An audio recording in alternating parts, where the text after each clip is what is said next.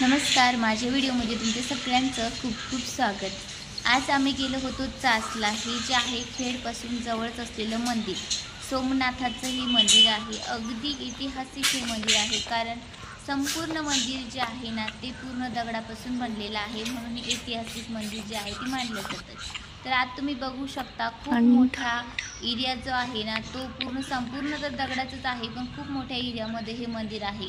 त्यातल्या त्यात आज जे आहेत ना अगदी छोटे छोटे मंदिरे तुम्हाला इथे बघायला मिळतील। उन्हाळ्याच्या दिवसामध्ये सुद्धा अशीच हिरवळ इथे बघायला मिळते। आता सध्या पावसाळा चालू आहे, त्यामुळे सगळीकडेच हिरवळ आहे, परंतु उन्हाळ्यामध्ये इथे बर्थडेचं शूटिंग असो किंवा मग वेडिंगचं शूटिंग असो इथे केलं जातं। तर इथे बघू शकता तुम्ही गणपतीचं मंदिर आहे, श्री गणेश मंदिर आहे, आणि त्याचबरोबर अगदी हे पण छोटंसं आहे, पण हे जाताना आधी जे हे सगळ्यात पहिले आपल्याला लागतं। तर अशा पद्धतीने सगळीकडे आपल्याला हिरवळच हिरवळ दिसत आहे, कारण सध्या पावसाचे दिवस चालू आहे आणि श्रावण महिनासुद्धा चालू आहे, त्यामुळे बऱ्यापैकी हिरवळ आहे, परंतु उन्हाळ्यासुद्धा मध्ये अशीच हिरवळ असते। आता इकडे बघू शकता तुम्ही सगळे जे झाडं आहेत ना ते तुम्हाला दिसत असतील। या मंदिराबद्दल बोलायचं झालं तर हे मंदिर पूर्ण दगडाचं आहे आणि खूप चांगल्या पद्धतीने नक्षीकाम इथे आपल्याला दिसून येतं।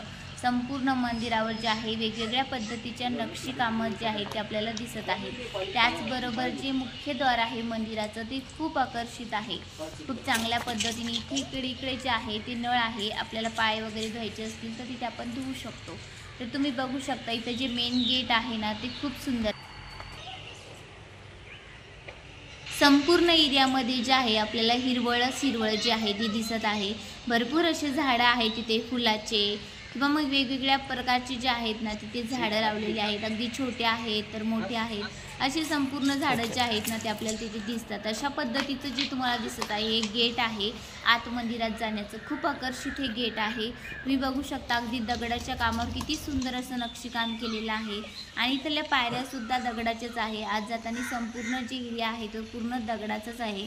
तुम्ही बघू शकता हा दरवाजा आहे आणि आतमध्ये हे दोन जे आहे मुख्य मोठं द्वार आहे। तर अशा पद्धतीने आत गेल्यानंतर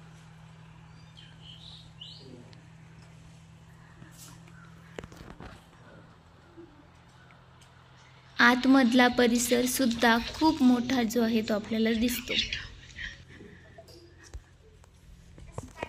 आतमधलं संपूर्ण दगडाचं काम जे आहे ते आपल्याला दिसतं।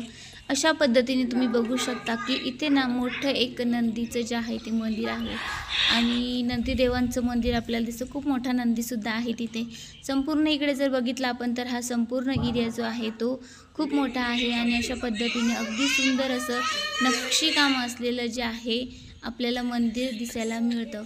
तर अशा पद्धतीने बघा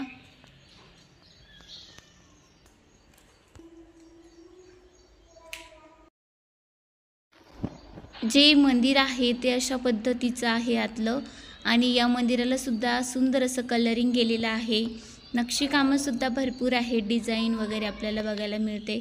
आणि हे जे दरवाजे आहेत ना तर हे 3 आहे तिकडून, आणि एक या साईडला आहे आणि एक समोर आहे।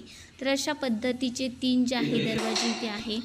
अगदी मंदिरात छोटे छोटे मंदिर आहेत, गणपती बाप्पाचं आहे, परत एका पिंडीचं सुद्धा मंदिर आहे छोटंसं, आणि हे आतलं जे आहे महादेवाची पिंड आहे। तर आतून सुद्धा तुम्ही बघू शकता अशा पद्धतीने काही नक्षीकाम जे आहे ते केलेलं आहे। आता हा जो परिसर होता तर हा संपूर्ण जे आहे मागच्या साईडचा परिसर आहे, म्हणजेच की जेव्हा आपण प्रदक्षिणा वगैरे घालत असतो तेव्हा हा परिसर आपल्याला दिसतो।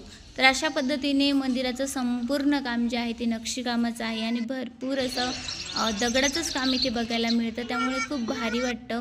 मुलांना खेळण्यासाठी इथे खेळणेसुद्धा आहे, स्लाय वगैरे आहेत।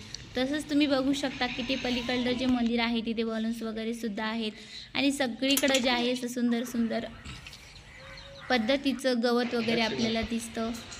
हे गणपती बाप्पाचं मंदिर आहे जे सगळ्यात पहिले आपण बघितलं होतं, आणि हा मंदिराबाहेरचं दृश्य आहे।